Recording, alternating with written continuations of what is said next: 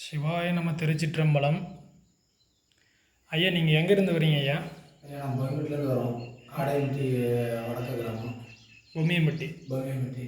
சரிங்க ஐயா, உங்களுக்கு என்ன தொந்தரவு? ஒரு 1.5 வருஷமாக ஒரு கால் கை வராமே இருந்துச்சு.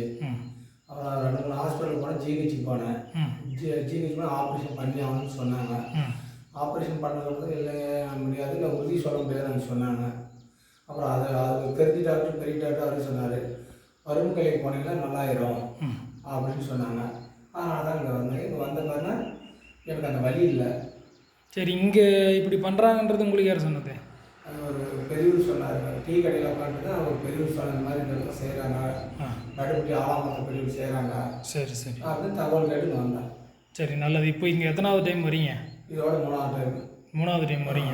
சரி, 3ஆவது டைம் கொஞ்சம் எனக்கு நல்லா இருக்கிற மாதிரி தெரியுது. எனக்கு தெரியுது நல்லா இருக்கிற மாதிரி. வழி இல்லை, இப்போ எனக்கு நல்லா இருக்கிற மாதிரி தெரியுது. சரி ஐயா, மருந்து உள்ளுக்கு ஏதாவது மருந்து ஏதாவது எடுக்கிறீங்களா? இல்லைங்க, அதெல்லாம் இது இல்லை. அதெல்லாம் எதுவும் இல்லை. இந்த என்னத்த உள்ளுக்கு கசாயம் மாதிரி குடிக்க சொல்கிறாங்க.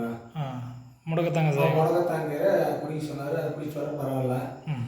அதே மாதிரி மேலே எண்ணெய் போட்டு நீ விடுறாங்க.